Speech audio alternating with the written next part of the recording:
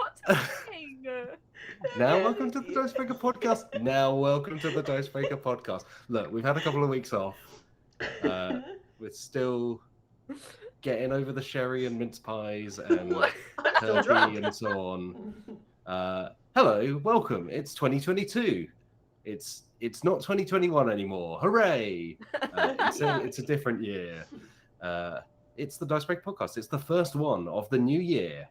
I'm Matt Jarvis. I am joined, as always, by two of the team. Liv Kennedy, welcome back. Welcome to the year 2022, Liv Kennedy. How are you doing? Whoa, I'm here. Hi, yeah, thank you for welcoming me.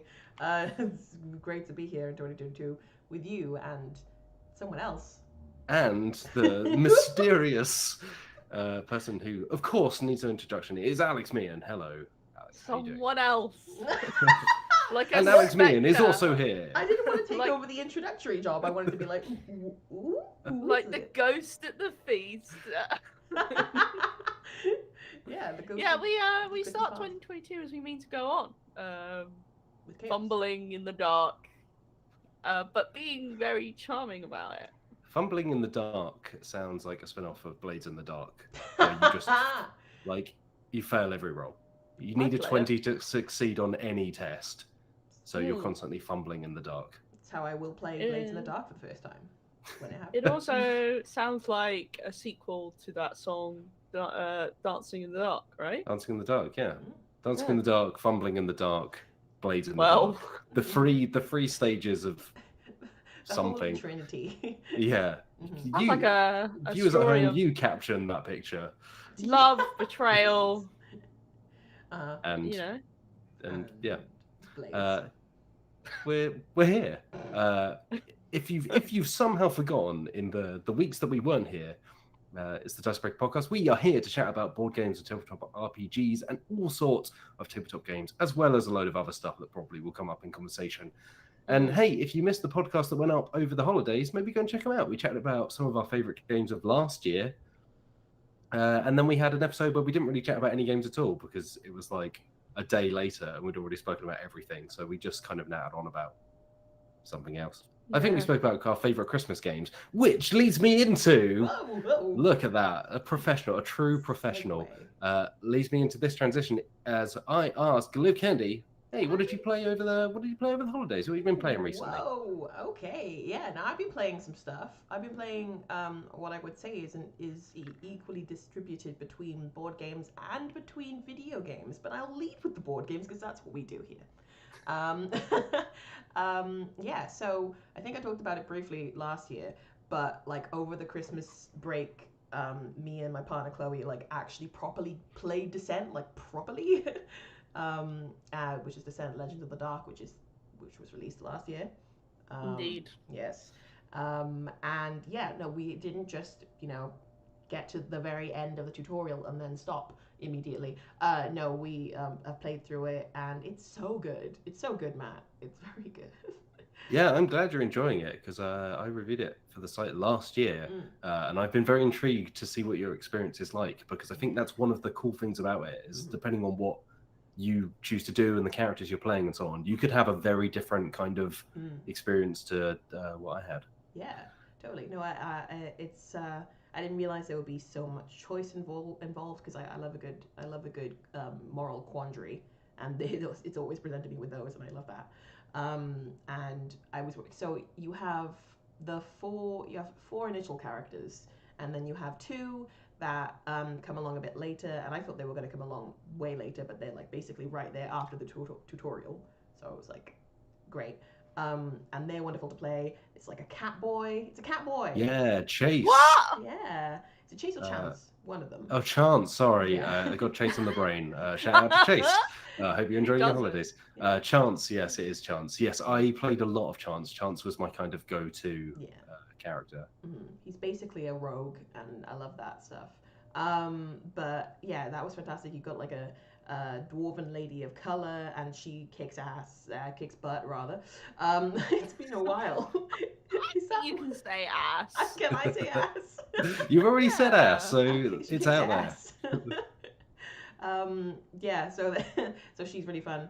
And yeah, and like we've been like getting different weapons and getting different potions and getting all sorts of upgrades and stuff. And like I get it now. Like it's so much fun. Yeah. Oh, and I also love the fact that like we've slowly started to learn that they really do give you the opportunity to just avoid combat if you want to.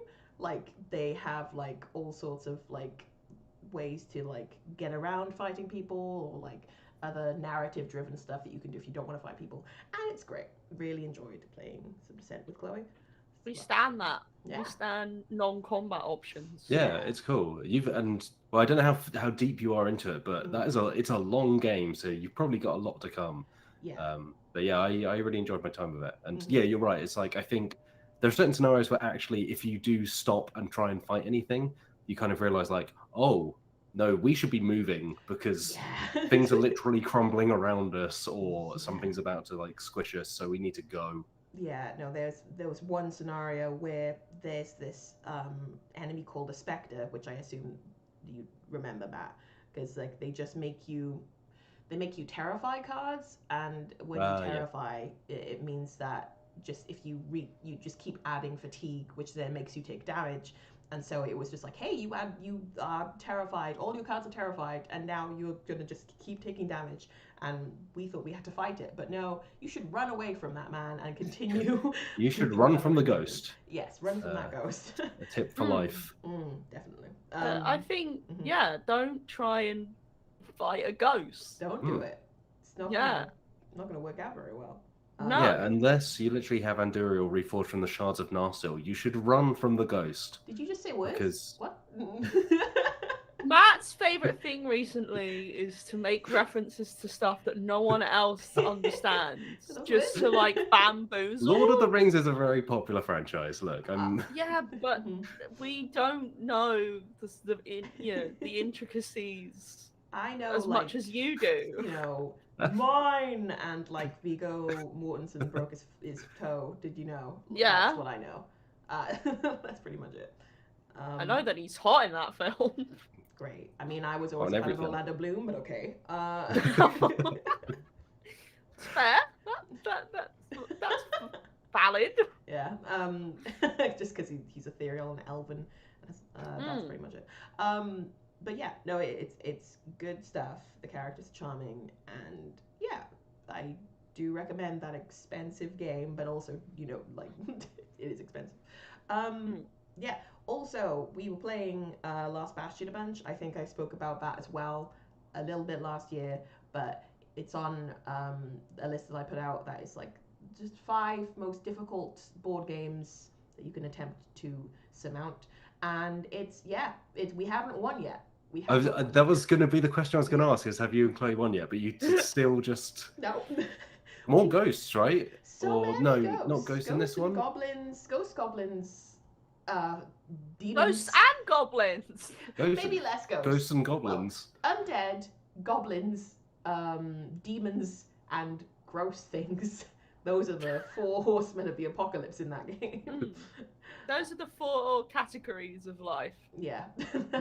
Tag yourself, I'm a demon. But I'm gross. We all know which one I am. Actually, wait, no, would you, because I was going to say, immediately I was like, goblin, but then I was like, also, you might be like, I'm a gross thing. I don't know. I just don't know which way you're going to go. Like, yeah. I say that in private. Of course. Apologies. But yeah, no, we Goblin have in not the won. streets, gross thing in the sheets. No, oh, terrible. Anyway, Last Bastion's a game about defending a castle. Yeah, it's a game about defending a castle from all those things. And you have several different abilities that you can enact, which are bastions. Yeah, they're all bastions. Are they bastions? Whatever. Anyway, so you can either fight things, or you can like enable like certain effects to happen. One could be like a trap, another could be like getting rid of, I think it's doom. Like it's just these little like skulls that like appear, and like they're all, if you get 3 of them, then you're done. And just getting health and stuff like that. And it's super hard, and like you have to win by getting to the big boss, because there's like bigger boss like that's like right at the bottom of the deck of cards. We have seen the boss but once, caught a glimpse of the boss. But he very quickly dispatched us. So yeah. He had meetings. Yeah. Yeah, he was really tied up that day. Yeah. But yeah, so that's fun, and I definitely recommend it if you want to be really mad about something. And I would have loved to play Ghost Stories, the game that it's based on, but unfortunately it's out of print. So Yeah, hard to find, I think, and expensive. Yeah. But I think from what I know of Last Bastion, I think Last Bastion is they kind of tweak the rules as well. Like I think the theme of Ghost Stories is pretty cool. But from what I know is like Last Bastion, they make some kind of good improvements to what you're doing, and I think it's generally a tiny bit easier. Yeah. Which, from your experience, sounds like if it's already tough as nails, Ghost Stories kind of earns its notoriety. Definitely. Yeah. We even had to play 2 characters each, so that because like just playing two like one each just did not work. And we were like, okay, well, gotta do what you gotta do. But yeah, so that we've been playing that. Also in terms of like video games, we played Little Hope and Men of Medan. Ah. Yeah, Man this time. Yeah, which is the Supermassive Games, I think, and it's the same. Yeah, they also made Until Dawn, and it's like an anthology after that, and yeah, that was really fun. Little Hope. Has anyone else played? Have you played? I've watched a playthrough of Little Hope. I played Man and Medan. That was good. Yeah. And then we play them as like a group as a Halloween tradition. Cute. Because they managed to pump these things out like at a pretty fast pace. But then when Little Hope came out, we kind of just didn't bother. I think COVID stopped that. And then when oh my goodness, the new one, the one that came out last year. Yeah. Something House of Ashes. House of Ashes came out. We played that one. Oh. So I watched a playthrough of Little Hope, and it don't look good. Oh god, I can't pretend that I was not disappointed. It was quite mad at it. It sets up like a really interesting idea, and then is like, no. Yeah, I remember preferring the setting for most of that game, being like, oh, this is going some really interesting places, and then you get to the end and it's just like a big wet bar of like, like, oh, all that stuff that seemed really interesting, none of that. Anyway, credits. Yeah. Like, okay. I feel like if you want like a horror story set or based around like the witch trials and the Puritan era of the US, you should just watch Fear Street. Watch the Fear Street trilogy, which is on Netflix. Oh, it's very good. Oh, I didn't know that's what that was concerning. Okay. Cool. Yeah, it's like set in a small town, and like the horror comes from like a witch who, you know, was you know, hunted down, etc. And it also has a big gay plot. So 10 out of 10 would recommend. They're free films, and they're good. It boggles my mind that I was like, this is a horror film with a gay plot, and I haven't watched it yet. But well, you know what? I don't know. Well, you should. I will. You should. I will. Apex Penguin says the soundtrack slaps. Yes, it does. In Fear Street? Yep. Nice. Oh yeah, Little Hope. Banger. One after the other. Screams. I love ambient chain rattling. But yeah, Little Hope, disappointing. But Men of Medan, or Man of Medan, I'm not sure, was actually really, really good. No, the only thing I will say is that, like, I'm sure along with many other people, I knew exactly what was going on from the very start. And so it was like, what? How are you not seeing this? Just screaming at the characters, like, just look down. What are you doing? Yeah, I mean, they do that. I think they know where those games fall on the kind of like B movie-ish kind of feeling. It's like, oh, these characters are quite irritating a lot of the time. So when they die, you're not like, oh no. It's more like, yeah, I mean, you made some really silly mistakes, and then I failed to press that button quick enough. Yeah. So really, it's a joint effort here. Mhm. Your demise. Yeah, I was really mad at myself because like both of the there were two young ladies in Medan, and there's like one in Little Hope, and I got two of them killed, and I was like, why? Why? But yeah, so that was very disappointing for me. But but yeah, they're both fun to play. So. I will say I believe that House of Ashes is still the best of that group of series. I think it's the best one. Yeah. Man of Medan is good. I'm not counting Until Dawn. I think that's a separate game. Yeah, Until Dawn's just too long, but it is, I think, still better than the Anthology Pictures ones. But yeah. Also, the guy who plays the person in the curator, is that his name? Yes. I recognize him. He's like a famous actor, but I can't remember his name. He's very good. He kind of makes them because he ties them all together with a very like knowing wink and like, oh, we'll see if they survive this chapter. I'm such a naughty boy. As I slowly light this candle and put a book back on the shelf. That kind of thing. Do you think that's his day job? Do you think he just sort of comes in and then does that and then he goes home and... Yeah, he just kind of mooches around in a library for a bit. Yeah. What do you think he lives at? Yeah, well... I think that might be a section of where he lives. He gives me a vibe that he lives in a mansion. He arrives in the credits, right? He kind of hangs up his coat and hat. Yeah, okay. Unless he's like climbing out of the window, walking around the side, and then coming in through the front door just to pretend that he's arrived again. I would guess there's somewhere else he has to go. Yeah. Anyway. Yes. What else, Liv? And to wrap it up, I have been playing Cyberpunk again. Which, oh no. Yeah. The video game Cyberpunk. Yeah, 2077. I need to actually play the RPG. That would be good as well. But yeah, no, I played it all last Christmas, and I played it the majority of this Christmas as well.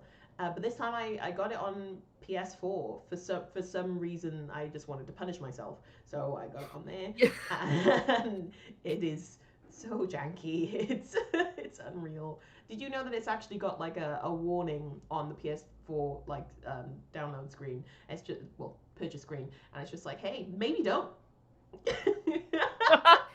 Maybe you should rethink this before you go ahead and yes. I'm gonna do it. Yeah, so I've been playing that for a while, and yeah, it's a fun game with some problems. Yeah, as soon as that game was announced eons ago, I was like, this is my jam. My God, I'm so excited about this because I love role-playing video games. I love video games where I can make my own insert protagonist. Yeah. I love the setting, and the tabletop role-playing game is great. And then the closer it got to like actually coming out, the more I was like, oh no. Yeah. And at the time when it released, obviously I was hearing all the bad stuff. And I didn't have a PC that could run it anyway, because I think if I had tried to run that on my current desktop, it would have just exploded. Yeah, probably. And even now, with the machine I'm using, I'm worried that it could also kill it. And also, I don't know, I'm just like, I have other things to play, and I feel like the time has passed. Maybe I'll buy it when it's like £3 or something. But... yeah, I think it was like 20. No, it's on sale. Yeah. Yeah. I think that's still too much. It is too much for it. It's too much for a game that does not work. Yeah. But the price should be free magic beans. You gotta go get those magic beans though. Well, I can just get some beans and claim they're magical, just like they did with the game. Yeah, trick 'em back. But yes, that is what I've been up to over the Christmas break. Alex, man, nice. What about you? That sounded wonderful, Liv. Thank you. Thank you for passing me the microphone. Quite all right. Metaphorically speaking. Oh my goodness. I played quite a lot over the Christmas break. Because once again, I made the pilgrimage back to my family home. The place of my birth. Yeah. I was born in a hospital, not yeah. I was going to say home birth, rare, but... Water birth. And I brought along, by request, a big old bag of board games. In fact, I'd given my mother a load of board games to take back with her a few weeks before. Oh. To try and minimize the amount that I would have to carry with me, and yet I still carried a lot. Variety is the spice of life. Yeah. But we played some of the classics. So Telestrations came out. We always enjoy that. Although somebody had used the board and not rubbed it out. In fact, multiple people have done that. Was it you? So it weren't me. Okay. So I had to literally bleach some of the God. books to try and get like the marker pen out, and those were semi-permanent marker pens. I feel like my next gift/purchase is going to be the more recent edition of Telestration, because I have the old one, and for a variety of reasons, some of them mold related, I desire to have a new copy of the game. Only some. But it went down a treat. It was pretty good. There was one particularly hilarious moment, which I may not repeat for reasons of this is a family-friendly podcast. And this happened with your family. Yeah, somebody drew something because they were. My father wrote down a description that I'm shocked by. Yeah. Repeat. And my brother drew that, and then I got it, and I was like, my goodness, what is this knight doing? And so I wrote down what I thought it was doing. Telestrations, everyone. It's a great party game. It's a good game. Yeah. We also played the other version of Telestrations, which is Upside Down. Upside Drawn? Is that? Oops. Yeah. Upside Drawn. Is it called Upside Drawn? I can't remember if it Yeah, actually is called that, but I seem to remember it having a. It is Upside Drawn. I've forgotten, but Which is a name that that's doesn't quite joke. work. Yeah. It's like. It's very It's not quite kombucha-esque, there. Yeah. Love the fact that I know exactly what you're referencing. Good. Yeah, we played that, and it was good, although my father was infuriated by it, because this is the thing, he doesn't really like board games that much, and my mum was just roping him into playing, because she loves the idea of us doing things as a family unit. And so, but all he wants to do is just have as much time as he likes to draw what he wants, and that's against the whole point of the games. You know, it's part of the fun of Upside Drawn is the fact that one person holds a board and the other person holds the pen. They have to try and work together to get the person holding the pen to guess what it is. And he was just like, I just want to draw something. And I'm like, well, you could get a piece of paper and a pen anytime you like and do that.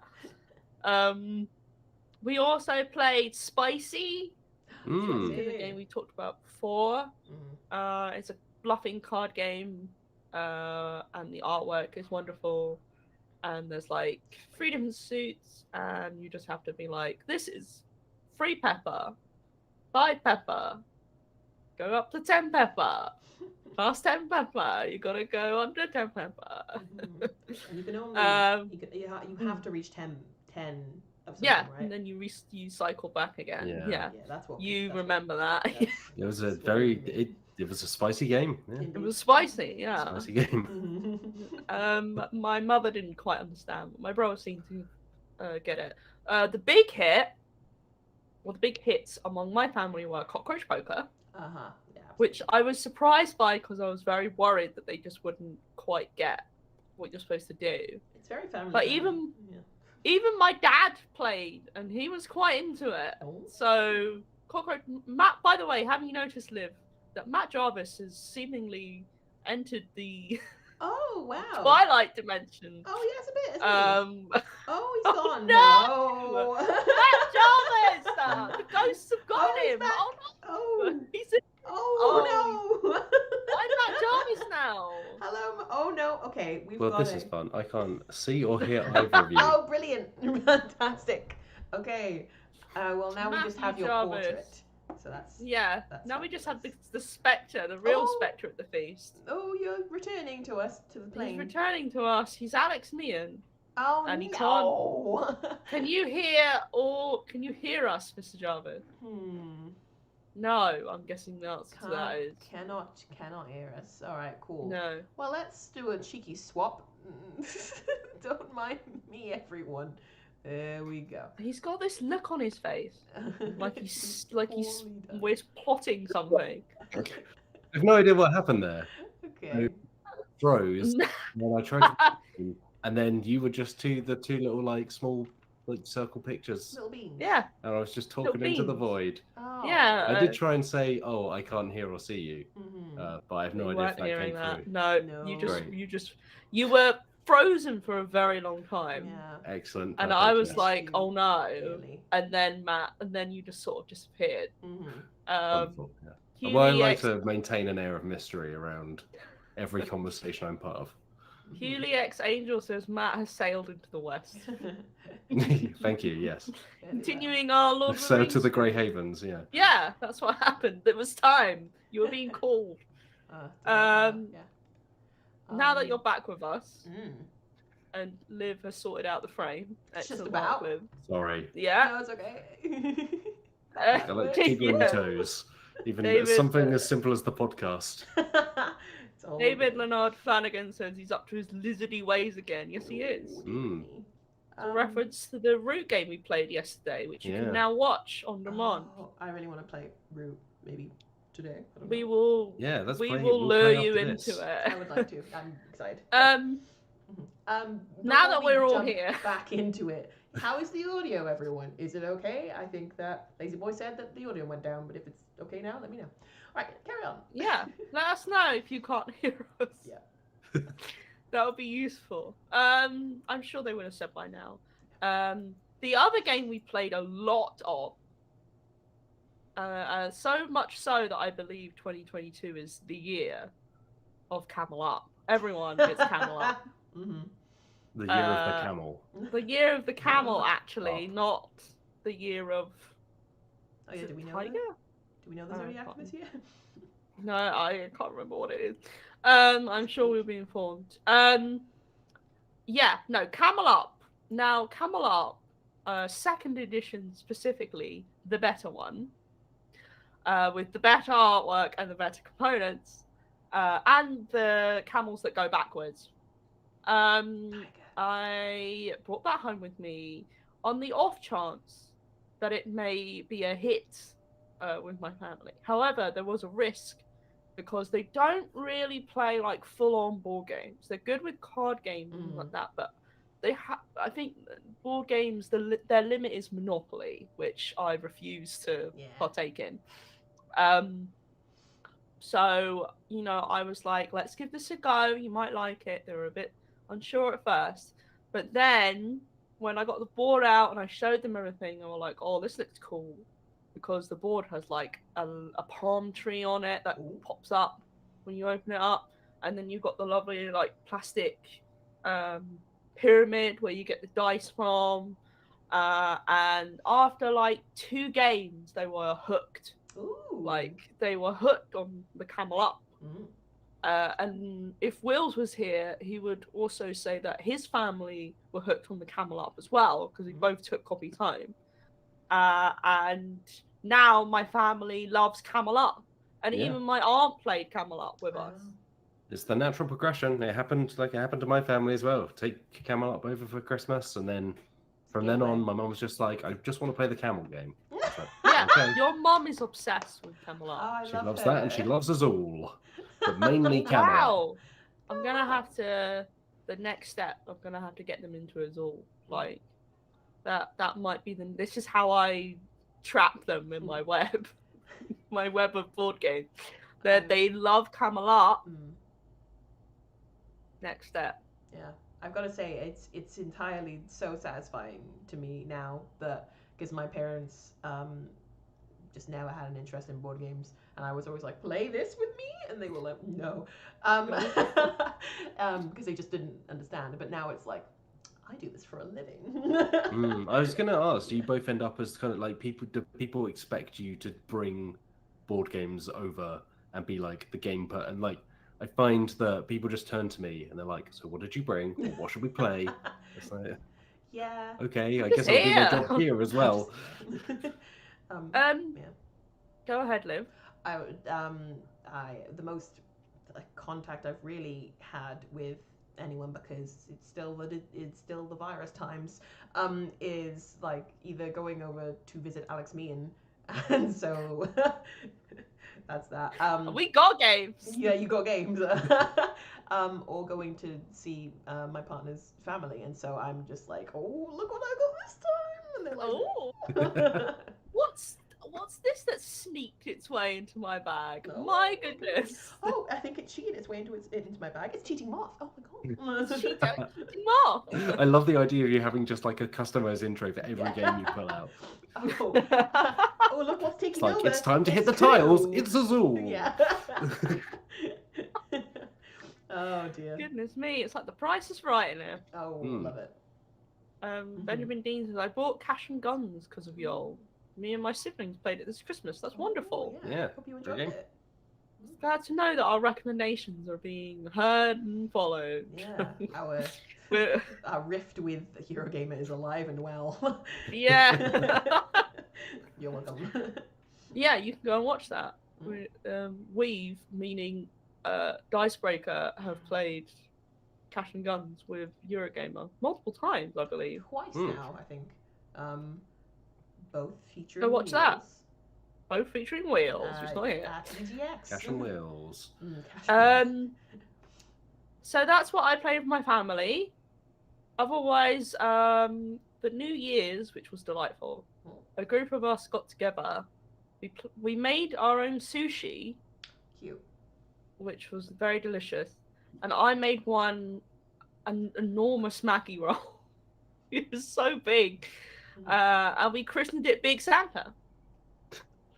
Beautiful. Did you do? Yeah. Gorgeous. Yeah, because my friend told me a wonderful story relating to Big Santa, which I will not tell now, but I want to keep the mystery alive of Big Santa. Ooh. And then I made this enormous Maggi roll that we had to use multiple seaweed nori sheets to contain its innards. And we called it Big Santa, and that was delicious. But we also played some board games, including Detective Club, which was my favorite game of 2019, and it's still great. It's like a spin-off, sort of similar to Dixit, but much better than Dixit, because I don't like Dixit, and I don't think it's very good. But Detective Club takes the illustrated cards and puts it into like a social deduction sort of format, where you have to play cards relating to a secret theme, and one person doesn't know the theme, so they have to try and trick the other into thinking they do know the theme. And it works really well because those cards are very open to subjective opinions, and also sometimes you just have a bad hand, so you don't necessarily not know the theme. Just luck is not on your side. So we played Detective Club. We played a game that I like very much called Sparkle Kitty Nights. Charles's face. I remember when we, in the early days of Dicebreaker, like being introduced to Sparkle Kitty Nights, having never heard of it before, and I'll say, Alex Meehan, I've never once heard anyone but you talk about this game, so I don't know if this is just a game that you made up, and it just like it exists, and maybe you don't know, do you? It came forth from your imagination, and now it is real. Like for Task Breakers, did you make a cat and horse board game? Is that a spin-off of this game? It should be. Yeah. It should be a spin-off. No, it's a game I backed on Kickstarter a while ago. Because I saw a YouTube channel I like playing it. and it's not a game I would recommend to play around children or with children. Well, they get too It is excited. Despite the very friendly sounding name. Well, there is a quote vanilla version that's perfectly fine to be played with children, but this one is like designed to make words that sound very suggestive. They're not Right. like openly, explicitly so, but like two phrases happen to come together and are like, oh my, that's quite suggestive. So it is a fun game to play. It's not like offensive or anything. Like it's just kind of funny and naughty, and you sort of giggle a bit. But I do recommend it after you've had, if you do drink, a few drinks, or you're having a particularly rowdy evening. It does go down quite well. What variety of rowdy? Like just yelling or like? Well, not like jumping on the table and like kicking stuff, but like like you're all pumped up. All right. Cool. It's not one of those games that you sit there for like 5 minutes thinking about what you're gonna do. It's one of those games that you're like, hoorah! Hoorah! Basically, hoorah! Got it. We played that. We played more Mario Superstars. I've been playing that as well. I forgot about that. Yeah. Yeah. Just because we wanted to be angry. Yeah. Oh my god. Oh. Well, firstly, we watched the Hoot Nanny, of course. Oh, of course. Which naturally. is tradition. The Jules Holland Hoot Nanny, and my friend who was there does an incredible impression of Jules Holland. It's so good. It's shockingly good. So of course we turned it on, and the problem was we were streaming it, so technically we missed midnight because we were trying to do it in sync with the Hoot Nanny. Yeah. And then we played Mario Superstar, and I did not win, which is pretty much every experience I've had with Mario Everybody Superstar. loses. Mario Party Mario Superstars. Party, In a game that Everybody makes you loses. dislike Yoshi, the most adorable character that has ever existed, no one wins. Yeah, Yoshi. And we also played Quacks of Quedlinburg, which some of you may know of from ex-video producer Alex Lowleys talking about it, because it's one of their favourite games. And Lowleys is actually how I learnt about the existence of Quacks of Quedlinburg. And my god, it slaps. It does. It does. I need my own copy. It's such a good game. I'll once again confess that I've come around on Quacks, because I you used to be a hater. No, let's set the record straight. I didn't hate No, it. I just felt it was kind of a bit like, it just didn't really do it for me. And I think even now I'm not so bowled over as a lot of other people seem to be, but I do at least kind of enjoy it a lot more than I did when I first played it. We will win you over to the right side. I won't turn down a game of it. It's just that it's like, Is there a copy in the office? Almost certainly. If not, we can get one. I don't think so. We should play that. Yeah. On the channel. We should play it. Yeah. God Convoy says, "Isn't Matt Jarvis a Sparkle Kitty Knight?" Yes, he is. Yes. Yeah. Yeah. I mean, that is more accurate than you know. By the way, Coda Blair asked if I was petting my cat at one point. If you're watching on video, yes, I was, because she just did a poo and then she was running around. So I was trying to keep her kind of just calm to the side of me. But if you don't stroke her, she immediately wants attention. So she'll start coming on the desk where everything is. And she's now sat behind my MacBook and is just nudging things. So if the camera moves around, I'm sorry, it's the cat. Your cat has this sixth sense of like just knowing when the best time is to really annoy you. I'm pretty sure she has like her own phone and she sees a push notification of it going live and she's like, oh, now's the time. Here we go. And I respect that. Oh yeah. Yeah, I support your cat's endeavours in doing this. Yes, as someone who also winds people up incessantly, I can't help but respect a fellow heel. I thought you were going to say I was the one doing the winding up, and I was like, Matthew Jarvis, you absolute tinker. No, we played Quacks of Quedlinburg. We played Quacks of Quedlinburg. I thought you froze. I don't know. We played it like just a small group of us. And then other people arrived and they were like, "What's this?" And I was like, "It's Quacks of Quedlinburg." And they were like, "It looks complicated." They were like, "What is that? What is it? Is it about ducks?" Is it about ducks? Yeah, which is actually a genuine response I've had from multiple people when I've said the words Quacks of Quedlinburg. The name is not good. But then the day after, we were like, "Oh, we have some time. What should we play?" And then people were looking at Wingspan. And then someone else was like, "Can we play the Quacks game?" And I was like, "Yes, we can." And then we played it, and I did really badly. But if you want to know more about Quacks, there is a wonderful video on the YouTube channel. And there might be an article coming out about it. Yeah, I really thought you were sometime just going to soon. describe your own article as wonderful there. I was like, well, fair play. You know, it is a really good article. It is a really good article. I But- have integrity, and also I hustle. you really do. Also, Always be closing. ABC.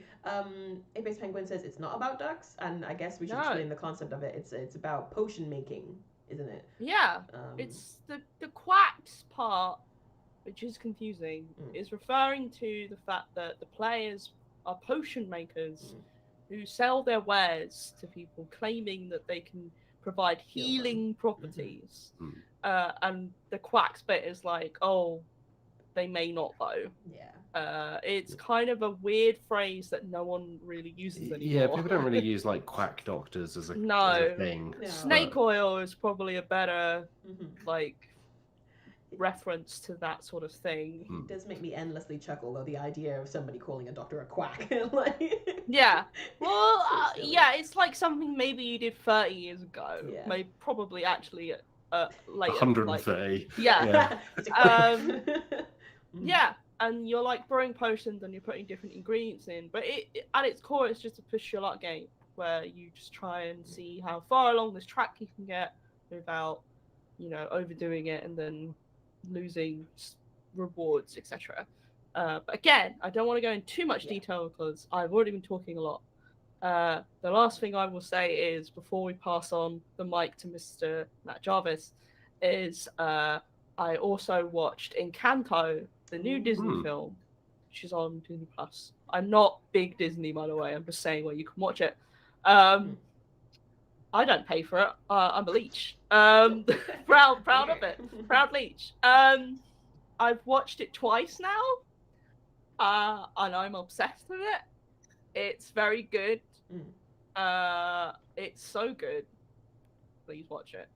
I want to. I've also been told that the short that comes before it in the cinema is very heartwarming, but it will make me cry. So I'm excited to bawl. I mean, I will say I've not seen that short because they don't place it on the front of the film when you watch it on Disney Plus. I would have seen it in the cinema, but COVID. Yeah. Hence why I've not seen Spider-Man Far From Home yet, even though I basically might as well have seen it because of Twitter. Yeah, I also want to see that. And also, just real quick, me and Chloe got a card. It's like a card, an unlimited card, so we can go see all of the films. Right. And I'm very excited about it. That's all. But just it would help if it weren't the COVID times. COVID. But still. But yeah, if you think you're gonna cry at that short, whatever it is, I'm sure it's great. Yeah. You will cry at Encanto. Yeah. What don't I cry at? Yeah. The last 10 minutes of that film is just, it will rinse you dry Break me. for Great. liquids. Also the song Drink slap. water. So Nice. there you go. The songs are so good Mm-hmm. because they were written by Lin-Manuel Miranda. Oh, He's a very talented songwriter. Yeah, indeed. Yeah, James House is. Oh, yeah, go. I'll just quickly say, James House is. Do you have Encanto songs in your head a lot as well? Me and yes, I do. I've been walking around the house just singing them. Liv, after I was you. just about to say that we got a super chat from David Leonard Flanagan, saying Quack should be renamed to Con Artists of Candenburg. Thank you very much for the super chat. What do you reckon? I'd be behind that. I mean, it's still better than Quacks of Quedlinburg. Yeah, I like the alliteration in the title, but yeah, like Quacks of Quedlinburg is just not a very. Yeah. A very Con sellable name. Yeah, Con Artists of Candenberg is slightly better, but I feel like they should just name it something simpler. Yeah, maybe so. But thank you Matthew so much, Jarvis. Yes. Hello.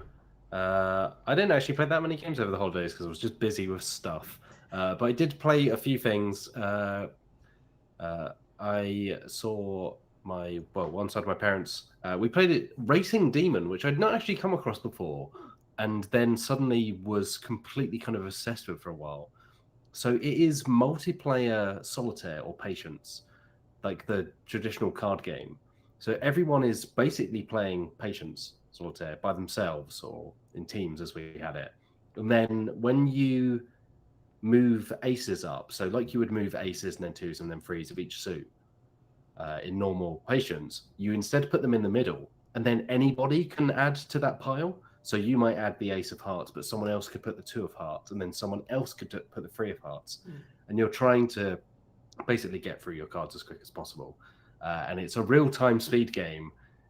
And we played for a number of hours, and it was really good fun. I think in the US it's known as Nerds, because I went to try and look it up. And I think Nerds, I have no idea the context of the name Nerds, but it's just an odd name rude. compared to Racing Demon, which is kind of hilarious as a name for this pretty straightforward card game.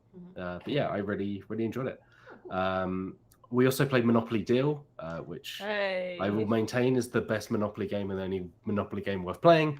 It's still very fun. It is still absolutely horrible, but in kind of a fun way, because you're constantly stealing off each other and forcing people to lose all their money, so that they're then forced to pay you using their properties because you're looking to collect sets of properties.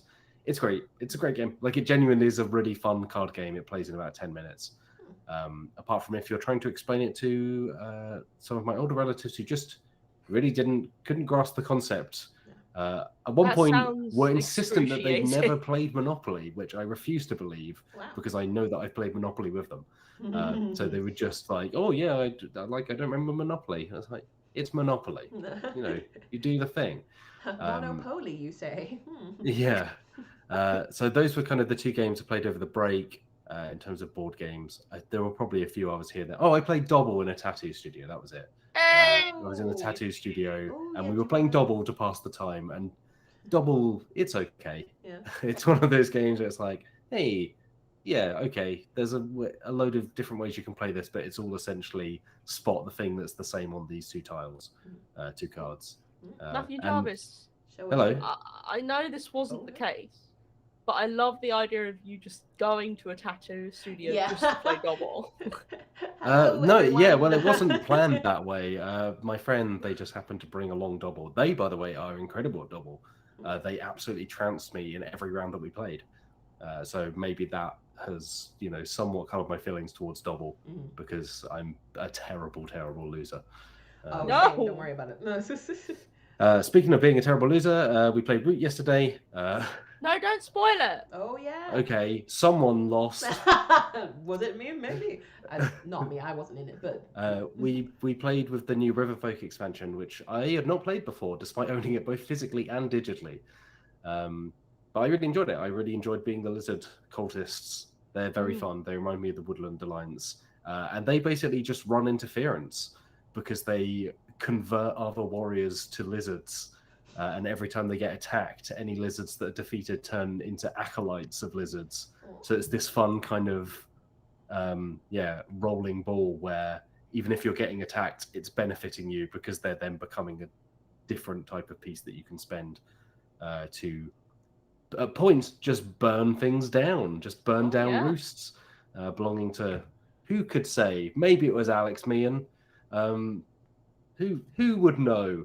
You will know if you go and check out the live stream that was live yesterday. Yeah, and then Wills was the Riverfolk company, who are the Otters, so they're more kind of trading based, which I think, because we were playing with 3 humans and a computer opponent. Yeah, the computer was not interested in doing any the computer trading. didn't want to trade with Wills, but still played very well. They seem like an interesting addition. That game continues to be fantastic, and that digital adaptation of Root continues to be brilliant. So I plan to play much more of that. Other things. Oh, over the break we played Avatar Legends. We finished our Avatar Legends campaign after long last. Yeah, we finally did it. Yeah, our It's wonderful been a GM long time. Chase. We've been playing. Gosh, it must be almost a year now. When did that Kickstarter happen? Over the summer, so probably about six to 8 months. We've been going. Yeah, it was a fantastic campain. A Chase quick did a wonderful start. A quick start adventure. Yeah, that we lasted managed months to- and months. We managed to, push over several months. Yeah, it was a bittersweet ending that we were like, oh, Yeah. we're gonna have to say goodbye to this lot. But Yeah. now maybe. Play the full version, right? You could maybe. Yeah, well, I think that's the hope is that Plan, we yeah. can then just bring those characters into the full version at some point. But yeah, I really enjoyed that. Like, Jess did a great job. Like, the characters were fantastic. The other players, Alex Meehan included. Yeah, Thank you. just really good. Powered by the Apocalypse is a great RPG system. Like, it gives you just enough without being so overbearing that you have to constantly think about how do I do this very simple task again. Like the rest of Twitter, I've been playing Wordle. Oh, I've started Wordle. I haven't done today. Oh no. Which I like a lot. I mean, it's basically Mastermind, but for words. In that for those who don't know about Wordle, it's a free browser-based game. There's one word a day. You put in 5 letters. It tells you whether those letters are in the right place and correct, whether they are a correct letter but in the wrong place, or whether they're just not there at all. And you get 6 guesses to try and work out the word. So my wife and I have just been playing each day and sending each other our results. It's good. It is Mastermind. Mastermind's fun. All right, sheeple. There's I'm playing now. Master Word, which I think was the game that came out last year or the year before. Yeah, I can't that is remember. another good kind of Mastermind style game. Yeah, So I Scorpion Mask. think, Scorpion Mask, the makers of Decrypto, put it out, and it plays really well over video call, or even just in an Excel spreadsheet. So if you just want to play something that is similar to Wordle, if once a day is not enough Wordle for you, You need go that check hit. out Masterword. Masterword's really good. I really like it. Oh I yeah, think it's we snuck played under it the before. radar for a lot of folks. So It's good. yeah. What else? We watched Cats. It's worth saying, for a member video that I believe is out next week. Me and Wills and I watched Cats. Yeah. We watched Cats. What So more is there glad to I really was say not on there. that? Yeah. So And that was glad. my second time as well. Oh. So Yeah. I was already prepared for a lot of the horrors, but Wills and Matt were going in fresh. It's a real experience, and it's very upsetting to me that as someone who likes watching films and watches quite a lot of films, I've watched 4 films so far this year. They are the adaptation of Monster Hunter with Mila Jovovich, Final Fantasy VII Advent Children, Cats, and then I watched 5 centimeters per second, which is Okay, that's an good. anime film. It's okay. You did this to yourself, though. The Cats thing, I'll give you, but you watch those other films voluntarily, okay? Well, No I one feel needs to do in that. some ways I need to take responsibility for 2020, because the way I saw in 2020 You take responsibility for the whole of on it. New Year's Eve of I knew it was 2019, you. we was had Matt some all friends along. over, and at about 11 o'clock at night, we decided we should watch the 1995 or thereabouts film Batman and Robin with George Clooney and his bat nipples. And it is a terrible film, and I feel like it really set the tone for the rest of 2020, which was roundly a bad year. Yeah. Truly the Batman and Robin of years. The last 2 years have been all because of you and you watching 2020 Batman and was Robin. Batman and 2021 was Robin. What is now? I don't know. Yeah, what is now? It's and. Oh, No. Yeah. So I'm sorry. Yeah, you should be. That's about it for board games. There's a copy of Hero Quest here that I've been meaning to play for the last several weeks, and I haven't played it yet. But I am keen My to Jarvis, crack that's into it not at an some point. excuse not doing your homework. I'm sorry. I've been too busy playing Final Fantasy 14 Stop it. while I could get on through the queues. Stop it. I finished you can Endwalker. play, can't you stop can him. play all of Hero Quest while you're waiting to get into Final Fantasy 14. That's almost certainly true. Yeah. I've now finished that expansion. I have multiple level 90 characters, and now I listen to lo-fi remixes of the music on YouTube. So there we go. Let's move on. Matt Jarvis, I will say you are being called out in chat. Oh yeah, I saw that Sarah. Yes. So for editorial integrity, I will say that my wife Sarah in chat says that called she out did by do your better. She did better at the Wordle today than me. It took me all 6 guesses to get there, and I only just got it. Yeah, no, I'm gonna lose this one. I'm playing it now, and I'm not doing well. I don't know if they're getting tougher or if I'm just getting worse because I'm finding them harder each day. You're aging. That's the thing. You're just getting older.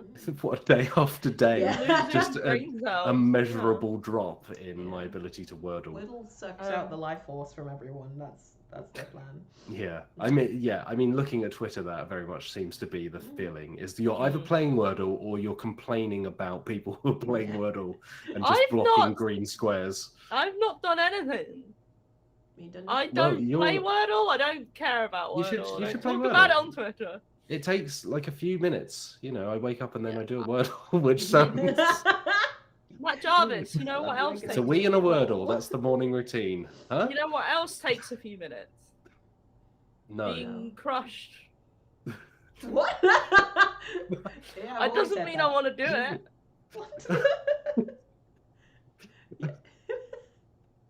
I don't know how to offer a tangent out. So we'll just move on to news. Let's move on, everyone.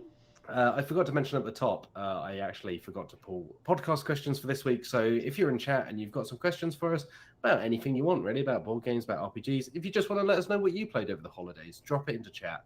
And at the end of the show, we'll pick some out. Also, hello to M. Parlo, who is in chat and who is a full contributor of ours. Hello, hope you're doing well. Happy New Year. All right, on to news. There's a few things that happened over the holiday break, which we should chat about. So let's do that. First of all, there is a Dark Souls tabletop RPG on the way from Steamforged, who you may remember from making Dark Souls the board game and also Dark Souls the card game and also other things. Other video game related things. Resident Evil games and Horizon Zero Dawn, Monster Hunter. They've had quite the output over the last few years of video game adaptations, and this is the next one. So, Alex Meehan, we don't know loads about this, right? We just kind of know it exists. It's coming. Yes. I don't know why you said Alex Meehan. You wrote the story. I forgot. Oh, it's me. Okay, I'm up, everyone. If you want time to think about it, Meehan, I will just say. I got the Wordle. I did. I did it. It took me to the last one, but I did it. Did you just do it while we were doing this podcast? Yes, I did. Liv? That's Wordle. How dare you? I just wanted to show an example, but your attention. I'm paying attention. We're talking about. Get to the back of the class. And the Dark Souls RPG is coming. As Matt said, it's coming from Steamforged Games, who have done RPG stuff in the past, mainly like miniatures and adventures to go alongside that. Yeah, adventures. I don't. As far as I remember, they haven't done a standalone RPG yet, right? No, this is not the really. first. This is the first big IP, obviously. People enjoy Dark Souls. I don't play it, so I don't know. As far as I know, it's a game where you die a lot, and there is a tall one, and there's a big one. There's a and you're talking about Ornstein and Smough. That's the one. There's a lot of people. Yeah, we would. I think we mentioned this on the Root Let's Play yesterday, but there are people that either whisper things kind of mysteriously, or people that just kind of grunt and are very gruff, and that's like the two Dark Souls characters. There's the weird goblin-like people, or I'm gonna push you down a hole. Ooh. Yeah, or there's you're big seeking boys. the Forgotten King. Or there's big boys. Yeah, it's one or the other. So there are very few details about this role-playing game available, thanks Steamforged. It's coming to Kickstarter. I believe. I, for one, am shocked. I think it's coming to Kickstarter. I imagine it is. Don't quote me on that. I mean, all of I accept no Steamforged's other video responsibility. game adaptations have come to Kickstarter, I think. So Yeah, it's probably it coming would to be very Kickstarter. surprising if this didn't. But yeah, I mean, the Avatar RPG did extremely well last year. It's the new thing. Licensed RPGs. It is, yeah, the new old thing. I think there was a Dark Souls tabletop RPG that was released only in Japan several years ago. That's weird. But this is obviously the first major or like wide, like worldwide release of a tabletop RPG, and I'm intrigued. Yes, I've had some thoughts on the Dark Souls RPG. Yeah. You can read them on the site. Thanks for the emails. Please, please, please, politely. yeah. Please. Please politely read them. And Look, the internet has some thoughts, and so did I. But I think, yeah, Dark Souls, it lends itself to an RPG pretty easily because it is just kind of gothic fantasy. I think what will be interesting about this is whether they manage to capture the kind of the stuff that really makes Dark Souls stand out, which is the gameplay stuff, is kind of the storytelling, which is very sparse, and so that being translated to a tabletop RPG feels a bit odd. Yeah. Because, yeah, like how are you going to do that? Is the GM just going to offer 2 words every 20 minutes, and then you have to spend an hour researching on Wikipedia what that actually means? They're just like you're going through a place, and they're like, oh, there's someone over there, and like the first time they start saying weird cryptic stuff, you're like, oh, this is fun, this is unique. And then, like, the 10th time that you encounter someone like that, you're just like, I'm so tired. Just please tell me what's going on and what I need to know. What's the tabletop equivalent of having to read all the text on the loading screen to understand the importance of something? So the GM holds up a piece of paper with that written on and just, like, lets you read it for a bit. Sends you messages in between sessions. Yes! You go to the toilet and then you get a message. Yeah, so I mean, I personally, because I think I'm perhaps the biggest Souls fan on the team. I think so, yeah. I've never played it, I don't think. I have played a little tiny bit of the first one. A little bit. And I am frustrated, so I stopped. That sounds like a Dark Souls experience. That's why I've not played them. So I'm mostly intrigued. I am on record as very much not liking the board game that was based on Dark Souls, and I think because they did a very bad job of capturing what makes that game interesting. And it's worth saying that there are a lot of indie RPGs that have come out. We've written about them on the site. They've come out over the last few years that have basically tried to capture what Dark Souls is. And because they're indie RPGs, like some of them are just one-shots, they kind of lend themselves to that quite sparse, broad, you can have a single sentence that's like, you are the chosen unkindled. And that works in that context. And then trying to imagine a large kind of stocky book that you might pay 50 quid for on Kickstarter is a very different kind of offering, I think. But with miniatures, of course. Yeah, but Steamforged does also have a pretty good track record in more recent years. Like, I like the Resident Evil games. I think the Monster Hunter board game is good. The Animal Adventure stuff is fun. I think Horizon was not well received, so that seems like a bit of a stickier point. But generally, I think they've come a long way since the Dark Souls board game all those years ago. So, yeah, we'll see. Cautiously intrigued. Yes. We will see. The one thing we can guarantee is it will make money, almost certainly. Oh, yeah. All what right, else? The chopper's moving away from what Dark else? Souls land. I don't know what the place is called. Well, Alex Meehan, why didn't you tell us about the new game from the designer of Carcassonne? Carcassonne, a wee. Mon ami. Lara. Yeah, I'll do that. So, Carcassonne designer, please excuse me for this, Klaus-Jürgen Fried?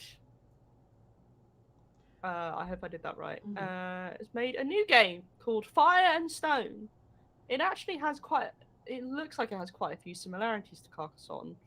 It's like a prehistoric game where you're playing humans as they venture out across the rest of the world from what was the continent of Africa. I think it's like set during a time in which like the whole world was basically just one landmass. The Gaia? Kind of guy, yeah. Yeah. You need to turn over these different tiles, and they have various things on them, such as like resources, or like things to eat, or like a place for you to build somewhere, or like hunt animals and things like that. And there are other little bits, like there's a special cave that has like a challenge that you can do on it if you can find it. And the layouts are all different every single time, and the tiles are randomized. So it does kind of seem like just another sort of, not obviously in Carcassonne you're placing tiles, but it has similar vibes in the fact that you're sort of traversing your space a little bit. It seems like what a chilled out beginner game. Fire and Stone, and it's set to come out in January, so the 15th. Next week. Yeah, they Blimey. don't mess about. No. Pegasus Spiel, I believe. Yeah. This is. I feel like this is another Stone Age. We've seen quite a lot of Stone Age games. It It seems to to be be the a thing. trend. Yeah. Paleo obviously was last year. And there have been King a few Domino others. Origins. Yeah. Yeah. I honestly can't think of another game that Klaus Jürgen has done Apart from Carcassonne, other than Carcassonne. He's done a lot of Carcassonne expansions. Yeah, I feel. I know that. Or similar to Klaus Tuber, the designer of guitar, it's like Yeah. you know when you're onto a good thing, and then Just you milk that. pump out expansions for that thing.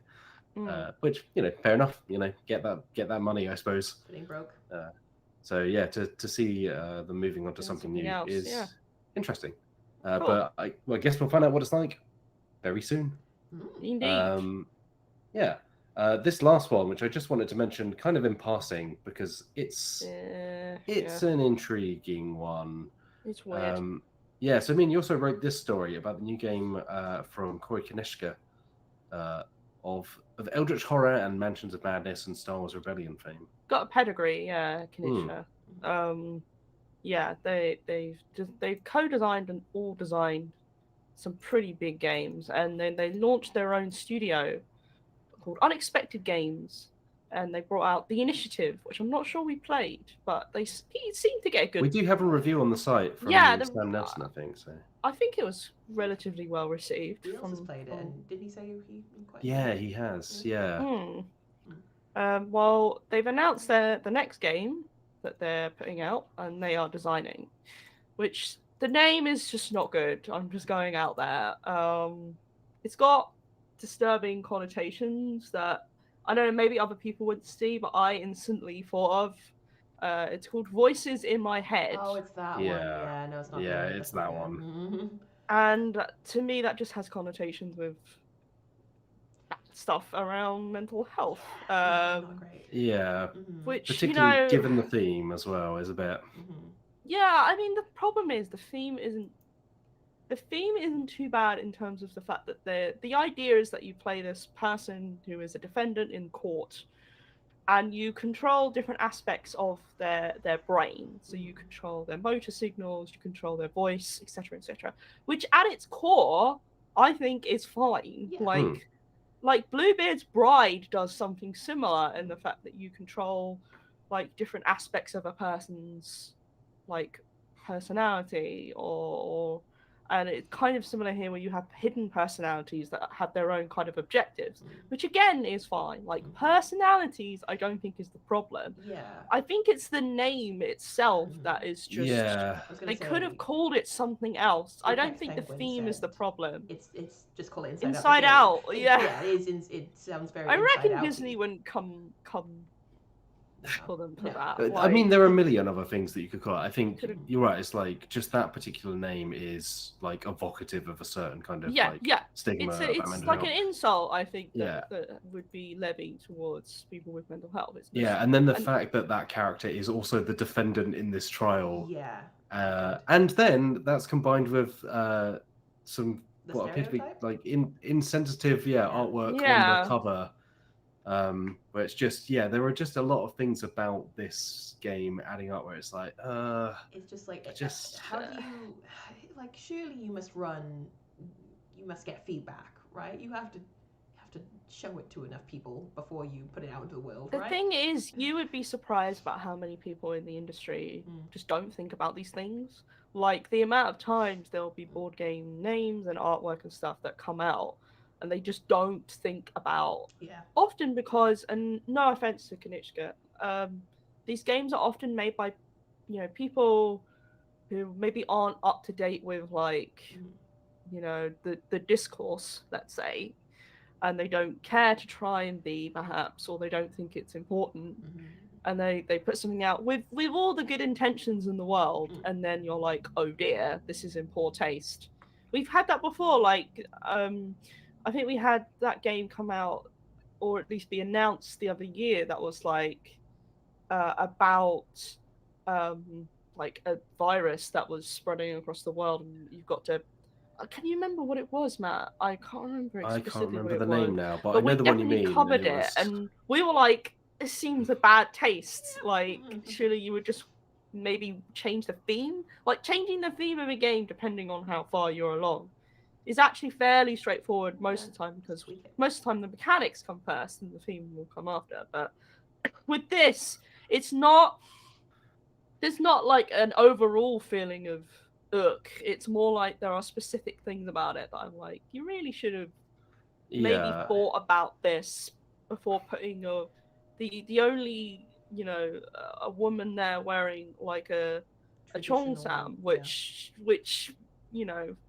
people don't really wear them anymore. It's like it's a stereotype. Yeah. And people have pointed that out on Twitter.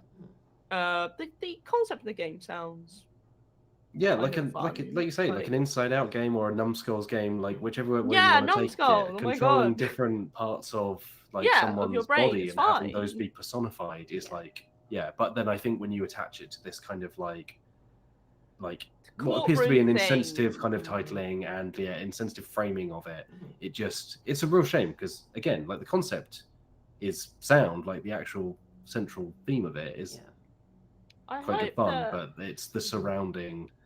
I don't think they will do anything, but I hope that maybe they pay attention to the feedback and maybe change the title at least, and the artwork or something. Depends whether they're going to do that. But, I really hope there isn't also like, because it's involved in like a courtroom scenario. Like, there's always like connotations of like how somebody might be labeled or something. Like, I don't know. It's just, I really hope that they take care. Yeah, I'm hoping there's not like any, references to like certain words like crazy or stuff like that.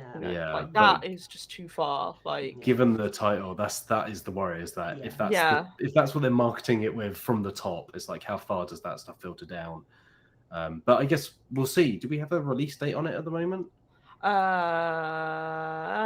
don't know. Sorry, I'm looking here. It says Q1, so it's the next couple of months. So I would suspect that it's probably might be too far along, for them to. But who knows if there's if there's enough of a response, which it appears to have been some. But it's just, like you say, particularly in this day and age, to see kind of just, if nothing else, just insensitive kind of approach to some of this stuff. It's just, I don't think it's done intentionally. I just think it's mostly just ignorance. Just not bothering to maybe think twice about something like that. But oh well. Yeah, it's a shame. But let's move away from that and move on to what we plan to talk about this week, which is the stuff we're looking forward to in 2022. Start of a new year. There's a lot of stuff coming out. There's some stuff that was meant to come out last year and is now coming out this year instead.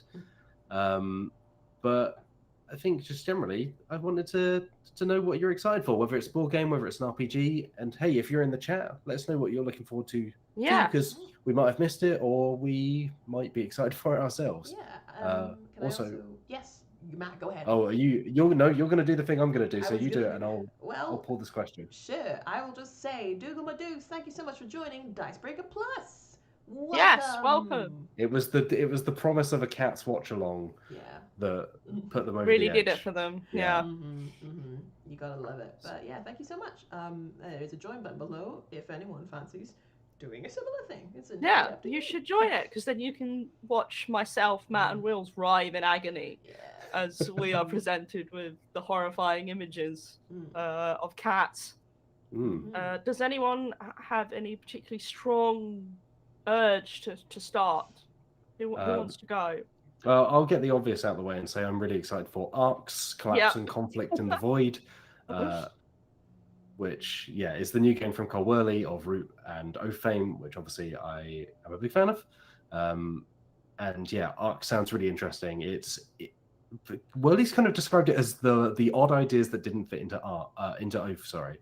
And that in itself is exciting. But what's also really exciting is it's designed to be played as kind of very short campaigns, so kind of like 4 or 5 hours, and those campaigns are broken into individual episodes. But because they are self-contained campaigns, compared to Oath, which just kind of rolls and rolls and rolls, and the world changes and it always just keeps going. The idea is here that you can get really wild with the decisions and kind of the impact that the players are having on the world and the story, because at the end of 4 or 5 hours, you just start afresh. So it's kind of partly inspired by roguelikes. It's got ideas from Oath and its Chronicle system in there. Worley said that it's his simplest game yet, so it's even simpler than Root or Oath or Pax Pamir or any of that.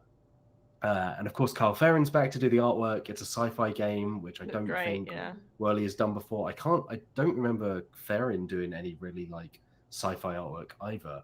So I'm really excited for it. That's kickstarting, I think, in the first quarter of this year. But yeah, I'm obviously on board. Yeah, so am I. I'm very excited because I have also, like yourself, become a Cole Worley stan. Really looking forward to Arcs. The board game I'm most looking forward to this year is Familiar Tales, which is due to come from the designer of Mice and Mystics, Jerry Hawthorne, and Plaid Hat, who I am really on board with Plaid Hat these days because they became independent, and yet they're still firing out, it seems, the big old co-op narrative-driven board games like Dead of Winter, Mice and Mystics, Stuffed Fables, etc. You were a big fan of Forgotten Waters, which they put out literally just after they... Fantastic. That was their first game that they put out after they became independent. Wheels loves the Summoner Wars 2nd edition, which they also put out after they became independent. Just kind of feels like they're on a roll at the moment. And I'm just like, you know what, Plaid Hat? You go, girl. Because the fact that they've managed to secure their independence, and they're not going via Kickstarter, they're putting things out fully retail. And like Familiar Tales is another co-op game by Hawthorne, fantasy themed, with miniatures and everything, and an app as well. And like you said, the Forgotten Waters app is really good. It is, it is really, really good. And so even the Summoner Wars digital edition, you know, for what is now an independent company. Yeah, the fact that they're doing putting these out things. this really kind of top quality stuff. Yeah. It just feels like Plaid Hat are just going against everything that I hate about the industry, which is like they're doing it for you, man. the over reliance on crowdfunding, and like, you know, just going with the safest option possible. And Familiar Tales is a game where you play 4 characters. The designs of them are really charming. There's like a fox, a froggy, a fairy, and like a stone one. And Stone one. Stone one. And they all have their own unique decks that you can then customize throughout the game as you sort of gain experience, etc. And obviously there's combat involved. You're fighting against an evil sorcerer who's taken over the land, etc. Which, you know, is nothing like new, nothing we've not seen before. But for me, the intriguing part is that you're also looking after this young ward who is the rightful heir to the throne, blah blah blah. But the things you do, the choices that you make, like affect how she views the world and what she potentially is going to do if she gets back into power.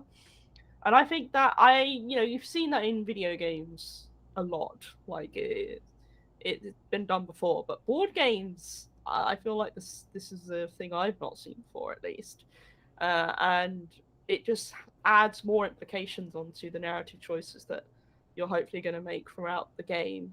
And they've also got some really interesting people to do the voice acting on the app as well, including Justin McElroy and ProZD and Tim Schafer from Double Fine. It just feels like they're going for it with this, and I believe Chase have an opportunity to give it a look over? I can't remember if he did get to play it in the end at PAX Unplugged, yeah. But yes, finally the genre of dad games comes to dad games, board games. comes to board games, Yeah. exactly. I'm excited about that one. Liv, are you excited about any board games? I am indeed. I'll just say quickly that Orangaful in the chat has mentioned Final Girl, which they managed to play at PAX Unplugged, and they said it seems like one that I would enjoy. I agree. That seems like one I would enjoy. So I'm going to have to take a little look at that. But also, I'm looking forward to So You've Been Eaten. Yeah, which is a I know great this name. one. It's got to be Yeah, said. I Like, it's I an think incredible I covered title. this. Yeah. By Ludi Games, I think.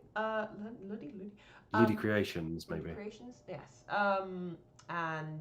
Yeah, so it is what it sounds like. You've been eaten by a big space monster, and you have to collect crystals before you are digested. And the art looks so good. Like that's the art is immediately really what good. I was like, oh my god. Yeah, like I don't even know that much about it, but I was just like, oh, that's for me. That is. Yeah, so that's something I'm interested in. There is also a Vampire the Masquerade board game coming out this year, I think, maybe. I'm not sure, but there have been a lot of them, yeah. so I can't remember all of them. Was one we saw at Essen. Is it Chapters? Yes, I think so. It might be Chapters, yeah. I think, is it Horrible Guild? The King's Dilemma folks, I think, are making one. I can't remember. Yeah. I know there are a few floating around, but yes, this. So yeah, I'm intrigued because looks exciting. Obviously, there's a ton of Vampire Masquerade RPGs and stuff. So an actual board game, I'm intrigued by that. So those are the main things I'm really thinking of. Yeah. Nice. What about RPGs, everyone? Are we excited about any role-playing games coming out this year, Mr. Jarvis? I'll jump in and say Yaziva's Bed and Breakfast, which we had a piece on the site a couple of months, towards the end of last year about, which is it's from the folks who made Wanderhome, and it's kind of billed as being this episodic, it's like part RPG, part legacy game, in that you play through sessions, and then depending on things that you achieve during those sessions, you can unlock different chapters down the line. And it centers around a bed and breakfast. So guests pass through, there are kind of like more long-term residents who are there, and the tone is kind of billed as being a bit like Studio Ghibli, so it's a little bit Spirited Away, you're kind of helping out, but also like a little bit of Moomins in there as well.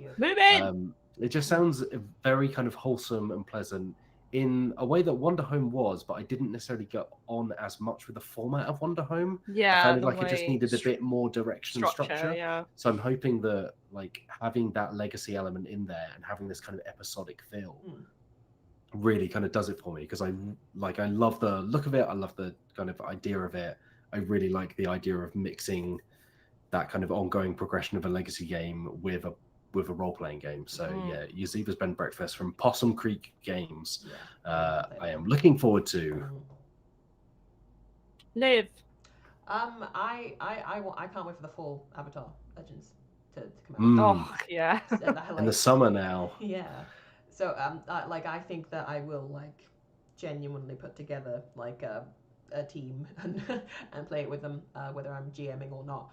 To play the full version. So I know we've talked about it at length, and we've got a 3-part let's play of the quick start on the channel, which you can check out if you would like to see more of it. But yeah, I'm very intrigued about what the full version will be. So yeah, so tiny bit of a cop out, but I'm very excited about it. Yeah. No, I'm fully with you on that. Yeah, I Partly think because I we're really all want to see what excited. they do with the other settings as well, because I think they're in the main book, but the different kind of eras. So there's like, is it Kyoshi? There's like 100-Year War as well. Obviously there's Aang, and then there's Korra. Yeah. But yeah, I'm really intrigued to see how they what they do with those different settings and how they kind of expand on them. Yeah, definitely. Just pump more Korra and Uncle Iroh into my veins all day, every day. Like, are you able to play? It's been a while. Are you able to play like a Tinkerer, like an Asami? Are you able to play that in the quick start? Yes. You are. Yeah. I really want to. Yes, play that. you are. Presumably, you play it in Korra's era, but yeah, there is like a technology class that you can play as. Yeah. So yeah, you can be Asami. I hope they add like pro bending rules as well. Yeah. Oh, that'd be so cool. Yeah. Heck yeah. Talking of pro bending, the role-playing games I'm looking forward to are this year. There's one called Fight with Spirit, which I covered last year, the Kickstarter campaign, and it's come out this year, and I really hope they make it widely available, even if it's just a PDF, because it is a role-playing game inspired by sports anime, which I can take or leave. But more specifically, it's inspired by such films as 2000's Bring It On, which is a masterpiece, and I still can't find a way of watching it. For some reason, Oh really? Is it just not on streaming services? It's nowhere. Like I can't watch it anywhere. It's the government. The government don't want you to watch 2000's Bring It On. They're stopping me from watching Bring It On. They know what it could do. Yeah, gets you too riled. Yeah, like a radicalizer. Yeah. It's essentially a role-playing game where you're playing a team, like a sports team, of your choice. Basketball, ice hockey, I think are the ones supported in the game. I think there are more to come potentially. And it's like a mixture of your classic sports narratives of like, oh, there's this underdog team, are they going to make it? Oh, there's the rival team, oh, they're full of jerks, but maybe one of them that's affable. It's like those classic, those storylines that are just, the thing I like about it especially is that it understands like the drama is as important as like the sports bit, like, and it fully embraces all of that. Also, the artwork is really good. Matthew Jarvis. It does look great. I can't even begin to describe how excited I am for the idea of being able to just play Haiku as as an RPG, because Haiku is just incredible. But an RPG that could feasibly let you recreate both Cool Runnings and Haiku within the same system. Oh, I would like to also pop She's the Man in there. I'm gonna recreate that one. Oh yeah. Wow. Yeah. The other role-playing games I'm excited about are there's one called Flabbergasted, which I also covered last year. That was on Kickstarter. Yes, I kept spotting this and just kept thinking, this just looks like Alex Meehan, the RPG. It's kind of like trussy looking, like Victorian women, like with umbrella, like it's every RPG character you've ever played, but in an RPG that is designed for that, rather than in the middle of space fighting an alien. Yeah. So in this RPG, it's like inspired by classic British comedy, like Fawlty Towers, Blackadder, brackets, Jeeves and Wooster, which is a show that most people wouldn't know about and shouldn't know about, but I know about because my mum used to watch it a lot. Stephen Fry and it is Hugh Laurie, yeah. It's basically the concept of the wealthy socialites of the early 20th century are fools. Where you're able to play as sort of different classes.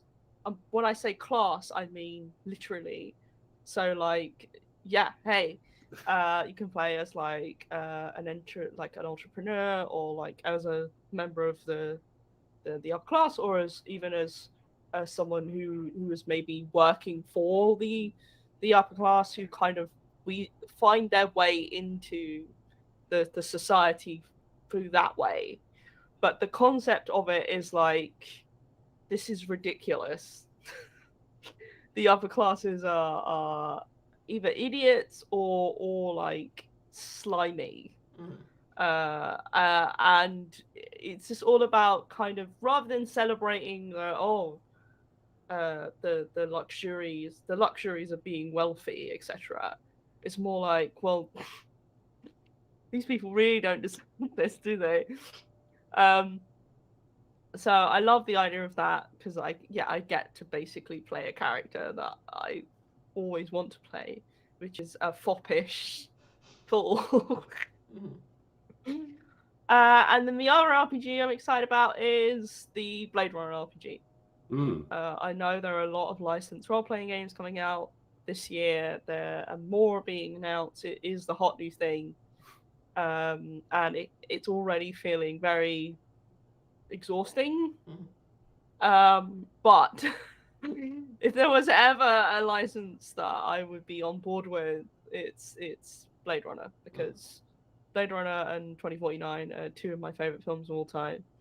And Free League are making it, Free League Publishing, and they have a good track record of adapting things into RPGs, such as Alien, also one of the greatest films ever made. Don't at me. And also it's set very specifically between the first film and the second film, so they're not trying to just ride on like the specific characters or narratives of either of those films. They're like deliberately putting it in a time period that's a bit more hazy, which is ideal for players to fill in the gaps themselves. Also, the artwork just evokes the feeling of Blade Runner so well already, and I've only seen like 2 pieces of it, but I'm already like, it's the thing. I'm pointing at the screen. Glasses. It's the thing that I like.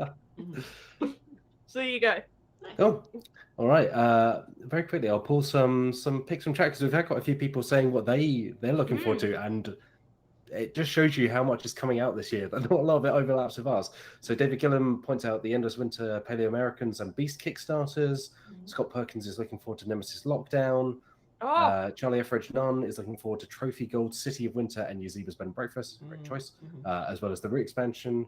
As you mentioned, Rangerful played Final Girl recently. David Leonard Flanagan's looking forward to Vampire the Masquerade Chapters.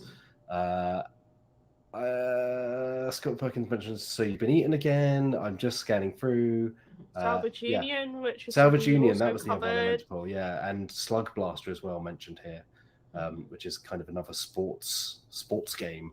And we just saw that skateboarding game announced by Pandasaurus, right? So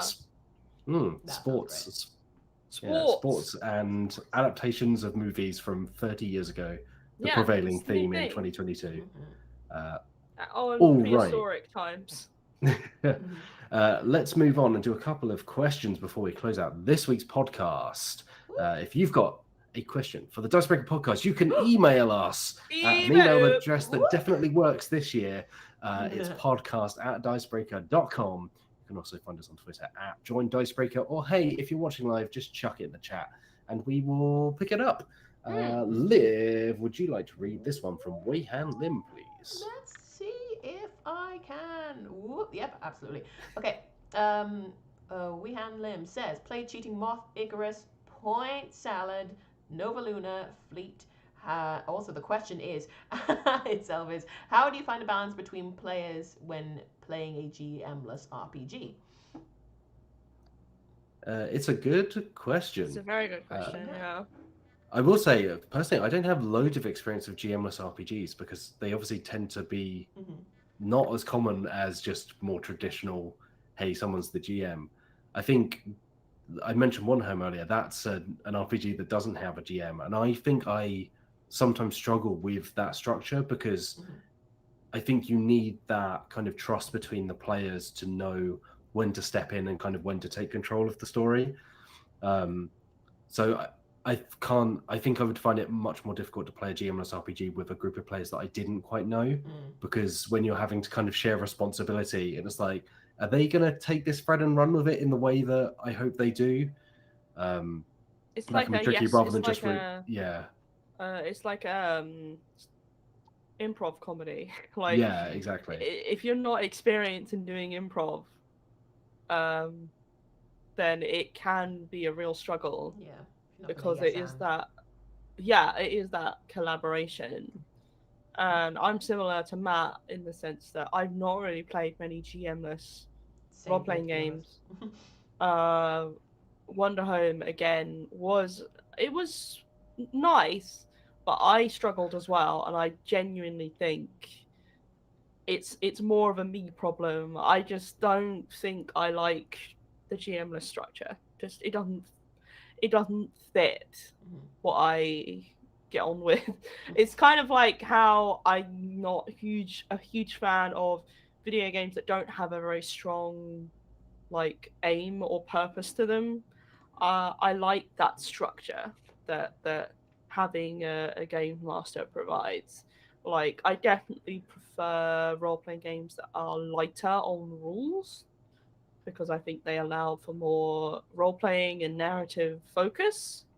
But I do think I prefer to play with a game master, because, yeah, they just provide that structure that I think allows me to kind of have the best experience.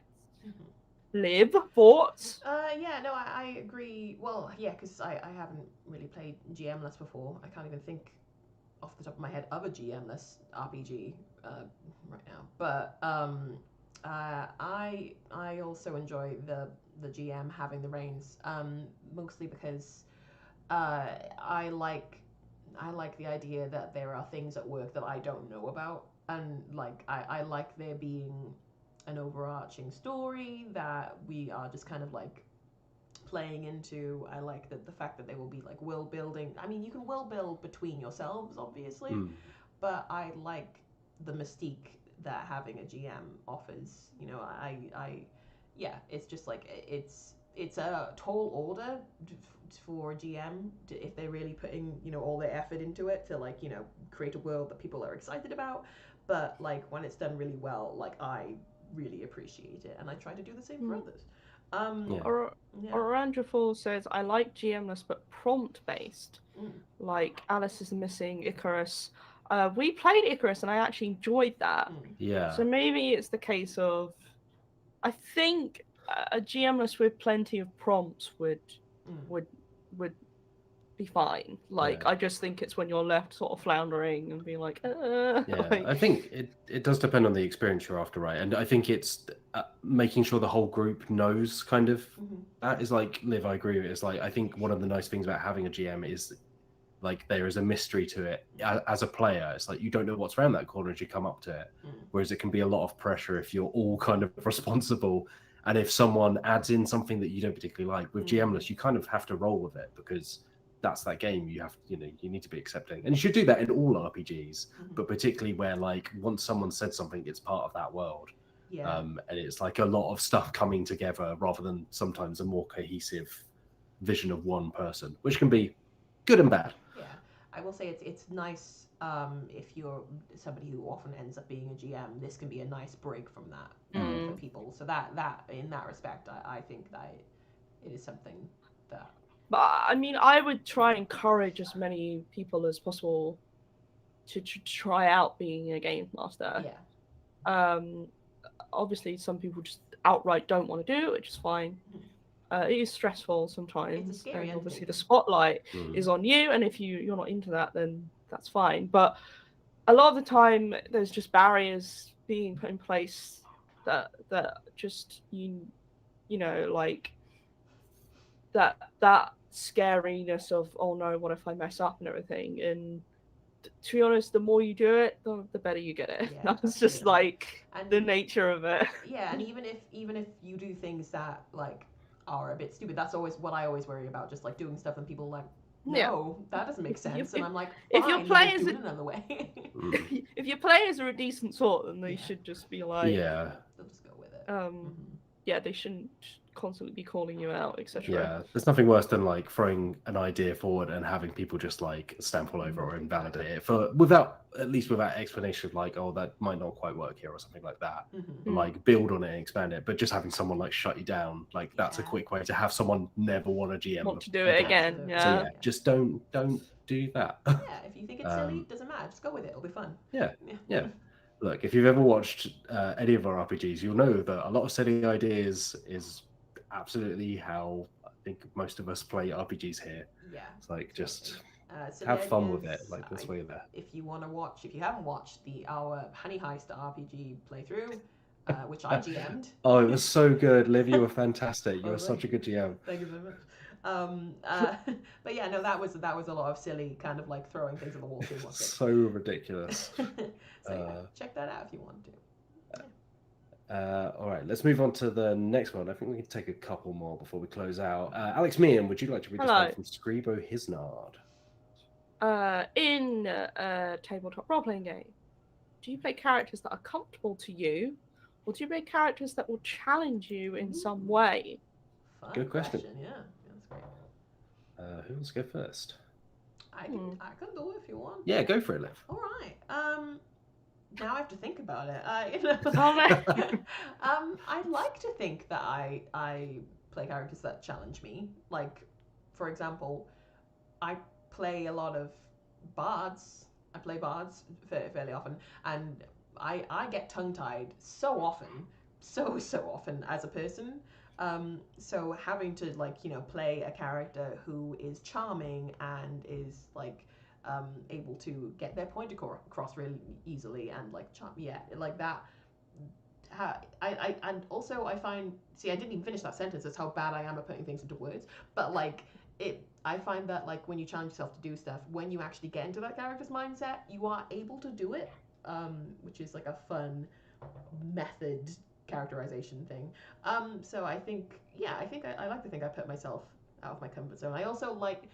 I do like to make sure I'm playing not like a reskin of the same character each time, and make them really quite distinct from one another. Well, I like to think I do that anyway.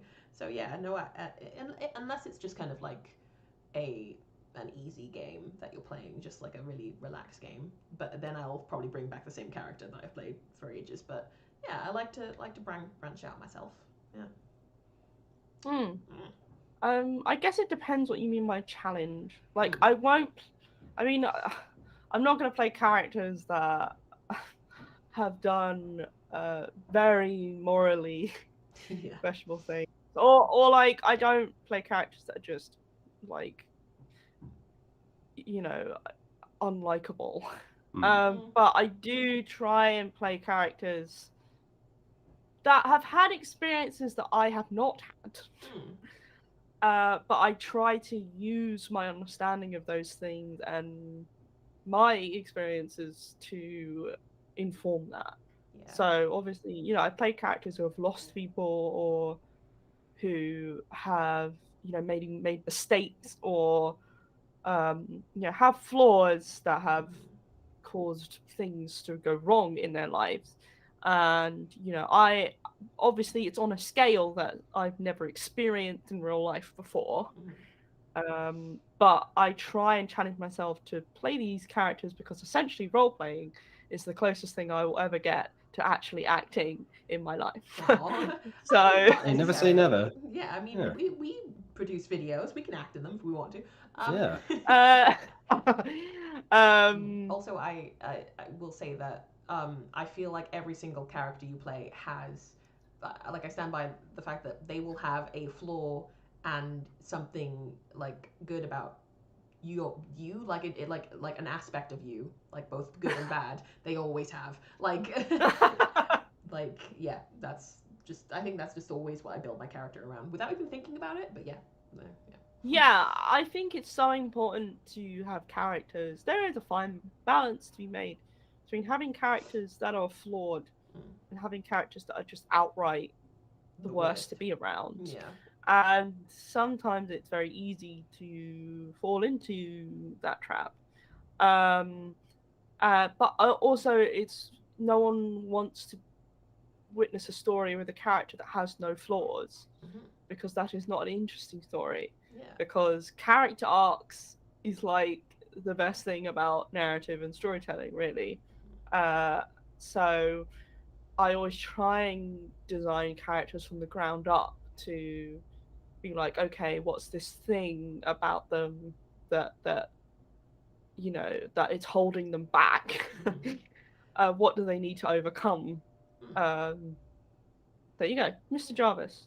Yeah, I think like a lot of my characters end up being almost gimmicky, but that's just the way that I work, is because I need something to focus on. To latch on to. Like, yeah, and then I'll kind of build out from that. So I guess the challenge for me is like making them more than a gimmick. Sometimes it works, sometimes it doesn't. I've definitely played characters where afterwards I'm like, I didn't really know what to do with that.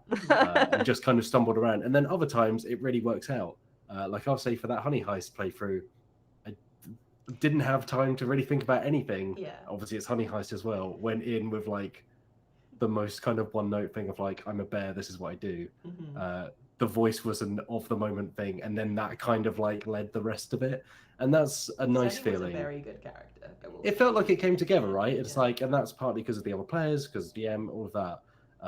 But I think sometimes you also, yeah, it's like sometimes all the pieces fit together, and sometimes they don't. And I've definitely had characters where I'm like, oh, like I've ended up in a place where I wish I'd done something else with this character, or like taken it in a slightly different direction, and it's hard to pull out of that. But it's very difficult and scary to, especially sometimes when we're playing games together. It can be very scary and difficult to take it that step towards taking it, not like seriously serious, but like getting in that mindset. In that mindset, because having it be like a joke, like very funny all the time, is fantastic, and we love humor. We definitely love doing that, but also it's a much more comfortable place to be in, because you're like, this. When you start taking it seriously, the chance of it going wrong, or like coming across not the way that you intend it to, is a lot higher. So you are like afraid of taking that step, and it's not necessarily a step you always need to take. But I do think some of the best role-playing experiences I've ever had have been like when I've been able to take that step into, like, there is fun here, there's jokes and stuff, that's not going away, but also I am taking this seriously. Like, I am definitely, because then you end up making someone that is easy to get invested in. Absolutely, yeah. And like, I think as well, without giving away any spoilers or any more context, it's something we've been thinking about a lot recently to do with character creation for a certain D&D show that may or may not happen soon-ish. We got big plans for 2022. But I think you're right. It's like sometimes it's also this job, right? It's like we play something for an hour or like 3 episodes, and you want the audience to be entertained. You can't count on people to care about a character that they've only watched for half an hour so far. So sometimes it's just easy to be like, also it's exhausting. They're funny. Yeah, to like to come up with it all on the fly. Emotionally invest yourself in this deep, this backstory that drives who this person is, and this, we can't do that for every single role-playing game that we do here. I can't write 7 pages of lore for Sonny the bear. I'd read it, but all right, let's very quickly do this one from Troost, because it's a new year, and so Troost, who's been a member of Dicebreaker Plus for 2 months, thank you very much for your support, asks, has anyone got any gaming New Year's resolutions they inevitably won't keep? So we'll go very quickly around the table and say gaming New Year's resolution. Mine is that I want to play more solo games and also more journaling RPGs, because I meant to last year and then it didn't. Also RPGs powered by tarot cards, because I bought a lovely set of tarot cards and then was too busy to use them for anything. So I just looked at them occasionally and went, they're really nice. Yeah, loved it. I'll jump in just quickly and say I want to do more RPGs, and I want to play more systems that I haven't played already. Like, so I really want to play, like, Blaze in the Dark for the first time, Cyberpunk 2077, like a bunch of a bunch of stuff, and I would like to GM more as well. I think I could really get into it. Yes, agreed. My New Year's resolution is for Liv to for GM more. You got it. Mean. My New Year's resolutions are as follows. Play the copy of Root I was given. This is also a resolution I can get behind. Play more role-playing games. Play more role-playing games in person. Yes. Play more games in general. And also not get salty about Root, although that's already gone down the toilet. Speaking of which, Can't wait. we've come to the end of the Dicebreaker podcast. We're off to go play Root. Yeah, that's already. I'll close out with one last question from David Gillum, who asks, any news on the new recruit? And it's not yet, but hopefully very soon. We obviously had the Christmas break, so that's added a couple of weeks into the process, but we are getting very close to bringing someone on board, and it's very exciting, and we can't wait for you to meet them. I'm not going to be the newbie anymore. You haven't been a newbie for a long time, Liv. You're old guard now. Welcome. But yeah, it's an exciting year. We've got a lot of exciting stuff planned. We're looking forward to bringing it all to you, a wonderful audience. But for now, this has been the first Dicebreaker podcast of 2022. I've been delighted, as always, to be joined by Liv Kennedy. Thank you, Liv, for being here. Thank you for having me. Alex Meehan, thank you for joining us. It's been a pleasure. That's the 2022 spirit. I've been Matt Jarvis. Thank you for listening or watching. We'll be back next Friday, live from 2 p.m. GMT every Friday. You can also go and check this out on iTunes and Spotify and places like that if you want. But for now, we hope you have a safe and happy start to 2022. We'll be back soon. But until we meet again, have a lovely day. Goodbye. Bye.